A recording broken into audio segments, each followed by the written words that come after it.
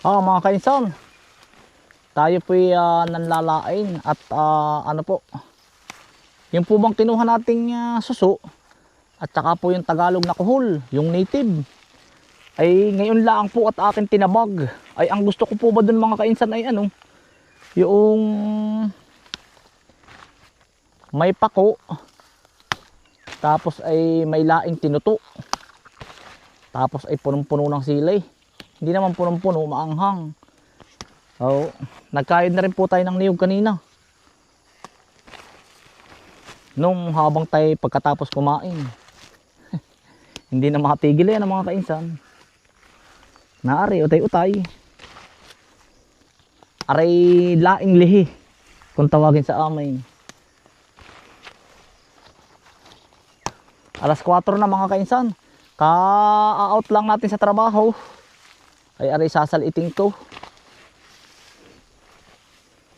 Mamaya alas 6 po, may biyahe po tayo.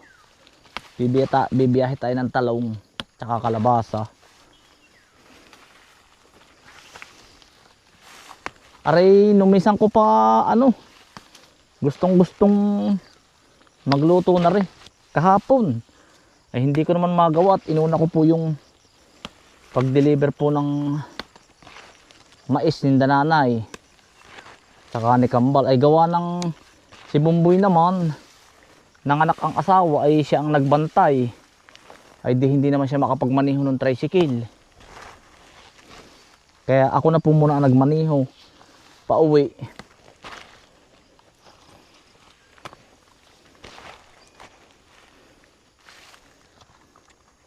Si Bumboy na may nagmamaniho ng tricycle ay baka sabi ko siya ay medyo kapapa. Baka mabingkal yung sidecar. Sa totoo lang ang mga kainsan, sa loob ng 4 na taon na pagtatanim ko ng gulay, ng iba't ibang gulay, doon ko lang napagtanto na di nila ang pala sa amin lugar ay may kanya-kanya din battle din ang gulay. Sa ganung buwan, sa ganaring buwan, papagayon na. Yung pala dati, ang gawa ko, tanim ng tanim ako. Eh pala mali yung iba. At least, habang tumatagal, lalo ako natututo mga kainsan. Kung baka nagtatanim naman ako dati ng gulay kami, kaya lang, ano lang siya, backyard, mga saging, ganun. Pero ang dami kong natutunan mga kainsan.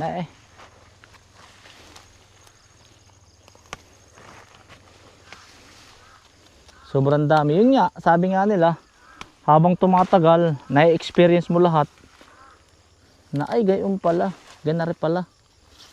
Yun, hanggang sa mahasler ka. Hanggang sa mahasa. Daming lain na rin. Mamamako na rin po tayo.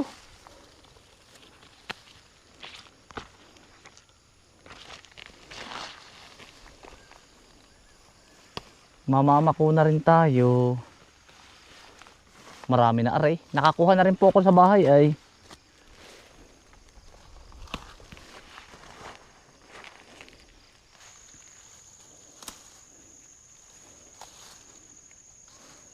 Kasya na po aray. Pako. Mga kaisan, nag-alipuyo na po. Gagayatin ko lang po yung laing. Naip po yung laing. Naip po si Bukuman. Naigitinulungan tayo ni Utoy. Si tatay naman po ang magluluto. Masarap po magtimpla. Tinitimplahan na po yung suso. Pakikisligan lang ang mga kainsan. Ako naman po ang magagayat na rin. Yung Utoy suso mo, hati tayo ano, nasa na? Pauwi ka na ba Utoy? Ha? Lulutuin ko lang rin ano, gabi. Bibiyahin namin yung ano, yung laing. Ay, yung talong. Tinabag ko lang yung suso. Sa inyo kayo, marami pang suso sa ano? Talulong. Baka wala na rin ano. Yung pong bitoong itim, ay siguro kung lumaki po kayo sa bukid, ay yan ang tagal na ninyong hindi nakakatikim noon. Nakikita ko sa comment po ninyo ay kainsan, yan ay pagkakadalang-dalang. Oh, madalang nga po. May gipot kami, may tukoy na kuhanan doon sa pinsanin po ni Bukuman kay Acer.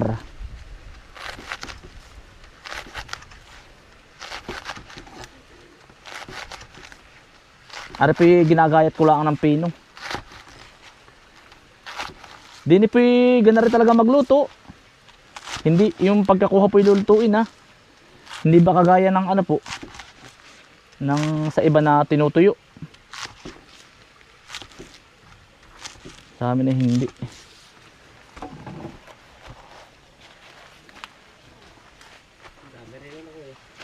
Oo.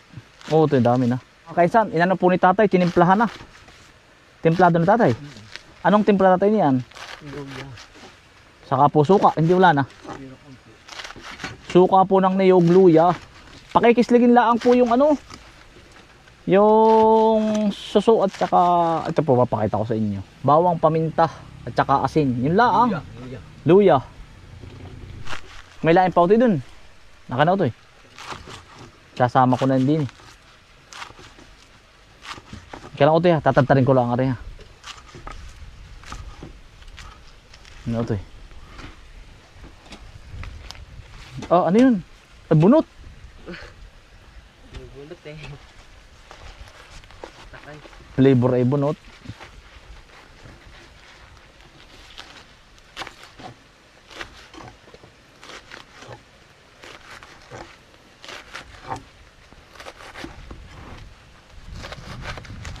Kainsan sa yan sa amin ay sa baboy. Abay sa amin po yung pantao ari.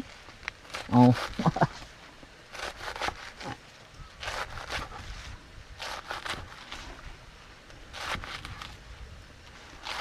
Para po pag uwi ko mga kainsan, may dala na rin tayong ulam sa bahay. Mas gusto ko pa po yung ganito mga gulay. Bukas naman po ay langka. Ginataang langka.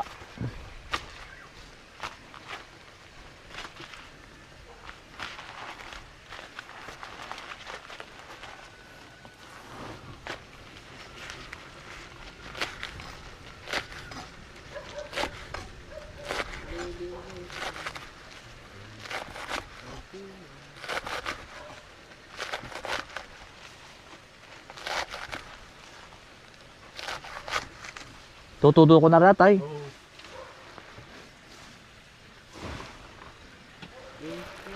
Ah. Ari po ilalaga lang po sa may tubig. Lalabogin po. Tatay, dagdagan mo pa ng tubig, hindi na? Ayos na po ari.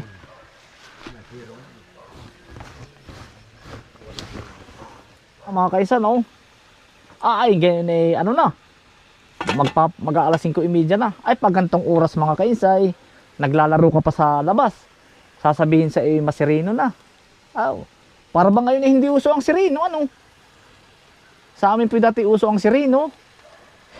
Yun po bang ano, pag ano, mahamog. Kung tawagan po sa amin ay sirino. Pag babae ay sirina. Hindi yun, ano lang, sirino lang. Mga bata, pasok na kayo at masirino. Pag hindi kayo pumasok, 2 tawag. Sinasabi ko sa inyo, hagupit ang pig-inyo ng uyo.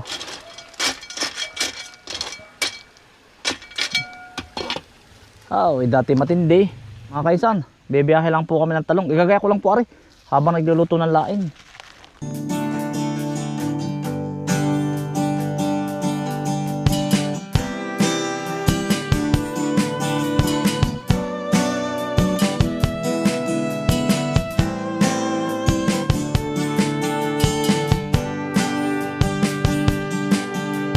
Sipag at tiyaga ang kailangan upang ang pangarap ay makamtan. Sama-sama tayo't walang iwanan.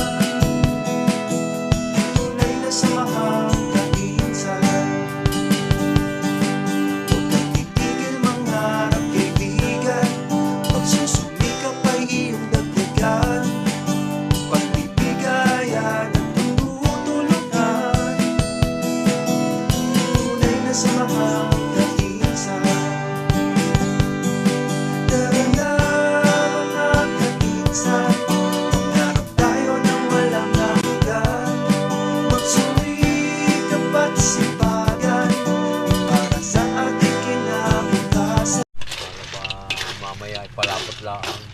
Yari na, tay. Ay, anong bang, oh. Wala yan lang sa gawa ng may luya. Yari na, mga kaisan.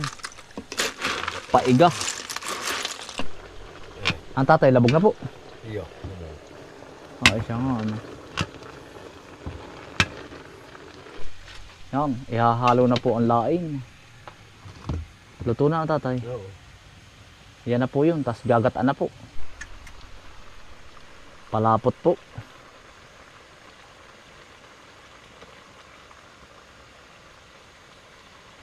Sarap niya. Nakuha lang po si tatay ng asukal po. Ang asukal po, sikreto po, para hindi makati ang laing. Kaunti lang, kahit mga isang kutsara.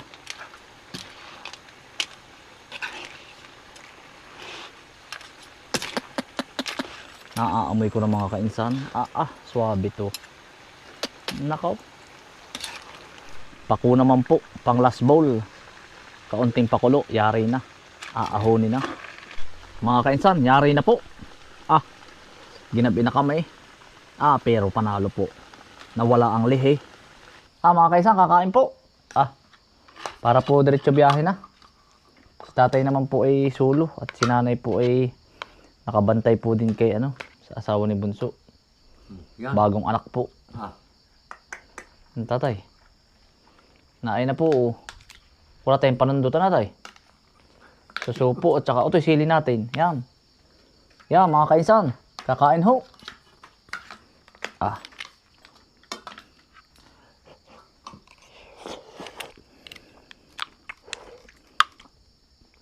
Mamaya pasaka din naman po tayo mga alas 10, alas 9. Ruronda po. Okay, parang sili. Ayan, ito. Ang tatay ko ba? Ah. Masarap ito bukas sa pantanghalian natin. Bukas na ako magdadala para diretso biyahe. Bisibihan na kayo ngayon. Mga tayo.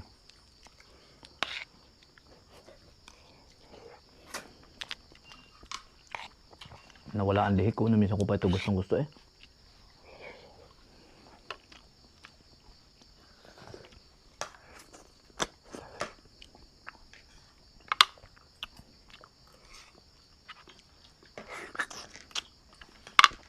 Nambisa po.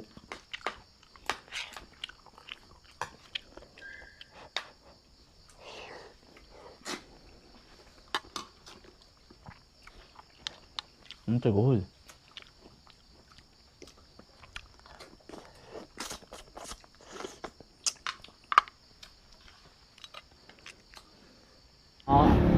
Mga kaisan, huling biyahe.